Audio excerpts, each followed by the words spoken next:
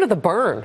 Senator Bernie Sanders is spending $2 million to launch his first television ad in Iowa and New Hampshire. The Fox News political insiders are back. So, John, Pat, and Doug, I'm curious because now they are really, really getting closer, Hillary Clinton and Bernie Sanders. What happened, John? Well, no, I think the excitement around Bernie Sanders, which was palpable up to the debate, is gone. It's dying. It's fizzling because he had his one moment to draw a huge contrast on a matter of principle with Hillary, which is this email problem. And he didn't do it. He said, I don't care about the damned emails. Well, he didn't just do it. I mean, they shook hands. It was like a love fest. And that's it. You get one shot, and he blew it. Chris Christie had one shot, 2012. They begged him to run. He could have run. He didn't do it. No buzz this time about him, and the buzz is dying on Bernie. All right, Pat. So in New Hampshire, about a third of the seats reportedly were empty when Bernie Sanders stopped to give a lunchtime talk to seniors during a swing through the state this weekend, and he's buying these ads. What does this tell you? I mean, is it a foregone conclusion now for Doug's best friend Hillary? Oh, come on. Somebody had to say it. Smile, Pat. Yep. Well, I think that, we will see. But Sanders has got what John accurately described is the fact that he was not running for president. Now suddenly he wants to run for president. And he's running an ad. I wouldn't be running a biographical ad, but he is. I mean, I would be out there making the case. He did use the word honest.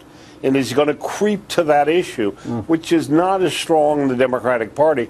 But you know what? We'll see if he can come back. They've got a debate, and maybe he will, but he has lost his initiative in this and let Hillary run with it because he endorsed her basically corrupt behavior. It can't be too tough to run opposite of a socialist in America, though, Doug. I mean, I know you love her, and she's your friend, and you've worked with Bill Clinton and so on and so forth. But, I mean, even if you didn't have all that, did anybody think that he could keep up? Or as Pat says, can he come back? You do. Here's the thing. The Democratic Party has moved far left, Harris, in terms of its base.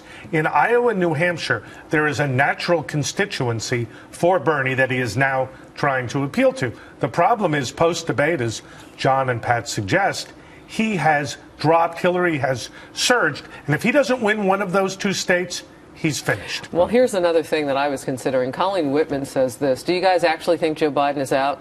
Could the vice president still sneak back in there? You know, my question, I don't know if you saw him recently. He says he could have beaten her. Right. He says he could have won the nomination. I think Joe Biden. Then he should have run. Right, but then he should have run. You know, I am tired. I'm sorry, John. Go ahead. Well, I was just going to say, Pat, same thing, which is, I think he is done pending one thing, which probably won't happen. If she were to be indicted for this email classified data thing, Espionage Act, then the Democrats have a real problem. They have nobody in the race, Bernie or O'Malley. John, he'd be back in the race in a nanosecond. That's what I'm saying. Absolutely. Right. And you, my friend, will be eating a big plate of crow at this desk, and then you'll be over getting on the Biden bandwagon, won't you, Doug? So, what goes on crow best, paprika or black pepper? No. Let's move on. That'll be over there that's low-hanging fruit. I can't help myself. Legal stuff. Legal advice. So, guys, where do we go now with kind of looking down the road here for voters? I mean, what are their choices really, Pat? Can you kind of drill it down for us? Because I know you say that the voters really are not being served by any of this process that we're watching. No, well, they're basically not now. I mean, the Democratic Party, as Doug said, has moved very far left, yet it's a rigged system. Hillary Clinton has 500 delegates already, called superdelegates. They're elected officials and DNC members who were imposed by the party as a way to stop outsiders, and it has been a successful strategy. And so right now, they're really set themselves on this course. And I don't, if something, and look, and I don't believe after the Lois Lerner thing, after Lois Lerner was not prosecuted by the Justice Department after getting their signal from Obama in the White House, that the new Attorney General, who I can only distinguish Loretta Lynch from Holder from one thing, he was a man and she's a woman, and she is getting the signal now not to indict or do anything to Hillary.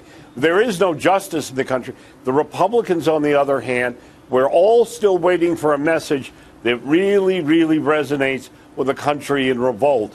And I don't think we have seen it yet because we have not seen the narrative. And look, if I were a Republican, that backroom deal, gonna be on that backroom deal in the budget, and hence would have been my issued. conclusion that Hillary corruption. is effectively a done deal for the nomination for the reasons Pat and John so articulately stated. A country in revolt, as Pat put it, will move